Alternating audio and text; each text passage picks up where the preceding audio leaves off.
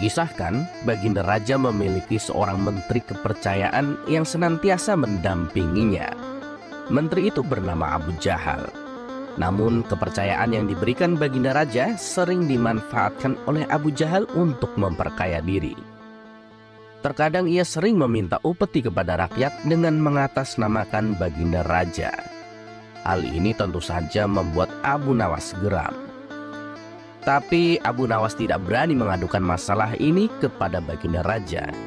Sebab dengan kedudukan yang dimiliki Abu Jahal, ia bisa saja memutarbalikkan fakta dan menuduh Abu Nawaslah pelakunya. Seiring berjalannya waktu, sang penasehat istana meninggal dunia. Baginda Raja sangat kehilangan dan belum bisa menemukan penggantinya. Jadi untuk sementara waktu jabatan penasehat istana masih kosong, belum ada yang mendudukinya. Kesempatan ini segera dimanfaatkan oleh Abu Jahal. Ia ingin sekali menduduki jabatan tersebut.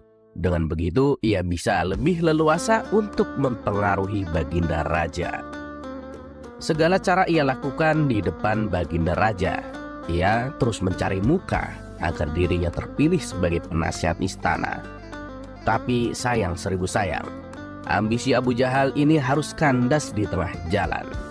Karena tidak berapa lama Baginda Raja justru memilih Abu Nawas untuk menjadi penasehat istana. Keputusan Baginda Raja ini tentu saja membuat Abu Jahal kecewa, sehingga ia menaruh dendam kepada Abu Nawas. Suatu hari ketika Abu Jahal melihat Abu Nawas sedang duduk bersama Baginda Raja, timbul pemikiran di kepalanya. Seharusnya aku yang ada di tempat Abu Nawas. Abu Nawas tidak pantas duduk di situ. Abu Nawas itu apa?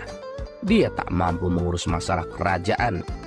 Pantasnya dia menjadi pelawak istana, gerutu Abu Jahal dalam hati. Merasa kecewa dengan keputusan raja, Abu Jahal lalu menyampaikan keberatannya. Hingga pada suatu hari saat Baginda Raja sedang duduk sendirian di singgasana, Abu Jahal menghadap dan berkata, "Ampun Paduka Yang Mulia, hamba izin menghadap." Baginda Raja terkejut melihat Abu Jahal yang tiba-tiba menghadapnya. "Ada apa Abu Jahal? Apa yang ingin kau sampaikan?" tanya Baginda Raja. "Ampun Paduka Yang Mulia, saya rasa Abu Nawas tidak pantas menjabat sebagai penasehat istana. Karena menurut hamba dia tak tahu apa-apa soal negara." "Abu Nawas itu apa? Keahliannya cuma melucu," jawab Abu Jahal. "Tapi bukankah Abu Nawas terkenal cerdik? Dia juga seorang yang jujur," balas Baginda Raja. "Apakah Paduka sudah meragukan kejujuran hamba?" tanya Abu Jahal. "Bukan seperti itu Abu Jahal. Kamu kan sudah menduduki jabatan menteri istana. Jadi wajarlah kalau Abu Nawas yang mengisi jabatan penasehat istana," jawab Baginda Raja. "Tapi Paduka, saya lebih berpengalaman. Apalagi mengenai soal kenegaraan.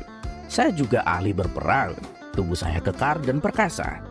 Dan saya sudah lama berbakti kepada Baginda Raja. Saya rasa sayalah yang lebih pantas menjadi penasihat istana," ujar Abu Jahal. Melihat ambisi Abu Jahal yang begitu besar ingin menjadi penasihat istana, Baginda Raja akhirnya membuat keputusan. Ia ingin mengadakan sayembara antara Abu Nawas dan Abu Jahal. Maka dipanggillah Abu Nawas untuk datang ke istana. Singkat cerita, Abu Nawas pun menghadap Baginda Raja.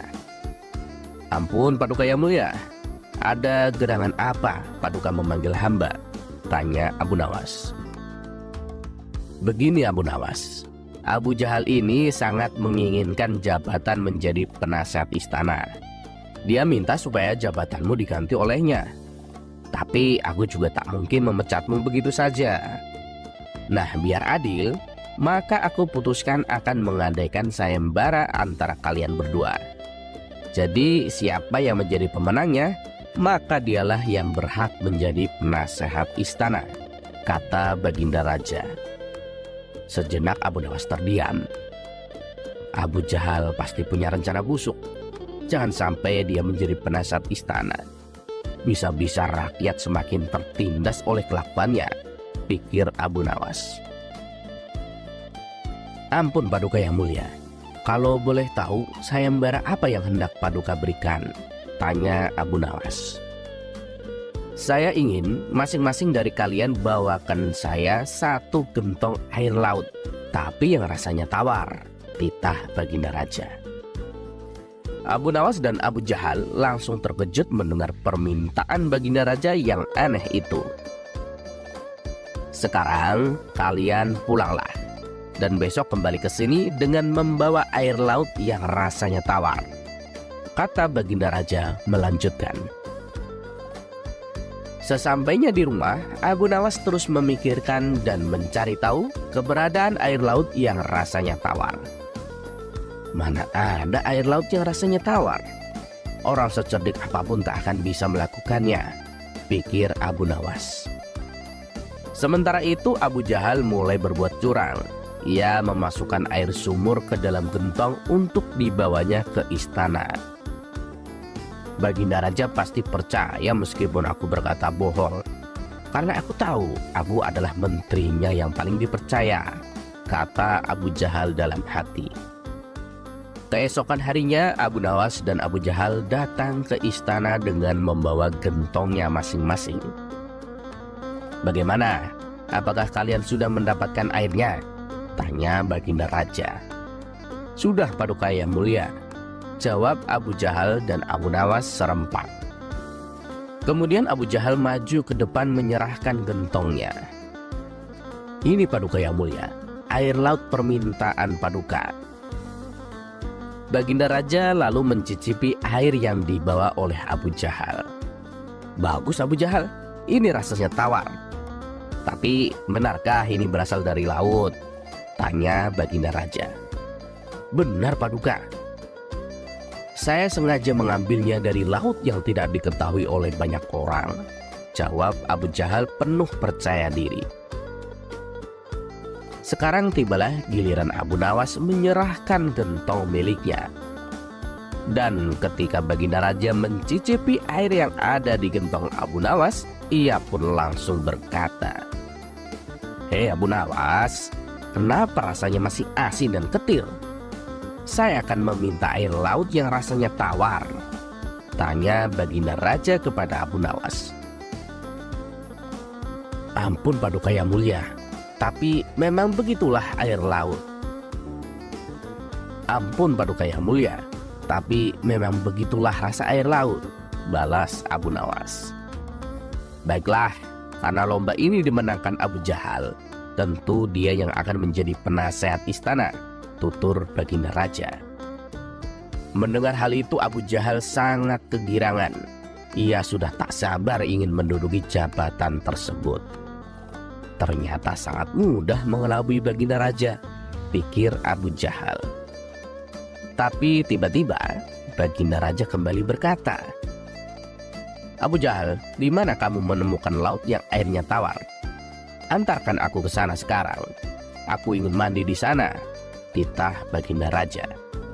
Seketika wajah Abu Jahal menjadi pucat, tubuhnya lemas dan gemetaran. Anu Paduka, saya Paduka. Saya kenapa? Kalau kamu tidak bisa membuktikannya, berarti kamu berani membohongiku, balas Baginda Raja. Ampun Paduka yang mulia, air yang saya bawa sebenarnya memang bukan air laut Paduka, tapi air dari sumur, kata Abu Jahal ketakutan. Kamu lancang Abu Jahal. Kamu kira saya ini anak kecil yang mudah dikelabuhi begitu saja? Karena kamu telah berani berbohong, maka sebagai hukumannya, kamu bukan hanya gagal menjadi penasehat istana, tapi kamu juga akan saya pecat dari menteri. Dan kamu juga harus menjalani hukuman penjara, bentak Baginda Raja. Kemudian Baginda Raja memerintahkan beberapa pengawal untuk menangkap Abu Jahal dan memasukkannya ke dalam penjara. Kini tinggallah Abu Nawas di hadapan Baginda Raja. Abu Nawas, bukankah kamu terkenal cerdik? Bisa saja kan kamu membohongiku? Dan dengan kecerdikanmu itu, kamu tentu bisa menutupi kebohonganmu. Tapi kenapa tidak kamu lakukan? Tanya Baginda Raja. Ampun Paduka yang mulia, saya memang cerdik, tapi saya bukan pembohong. Secerdik apapun manusia, tidak akan ada yang bisa merubah air laut menjadi tawar, balas Abu Nawas. Kamu benar Abu Nawas. Itulah orang yang selama ini saya cari untuk menduduki jabatan sebagai penasehat istana. Cerdik dan jujur, kata Baginda Raja tersenyum puas.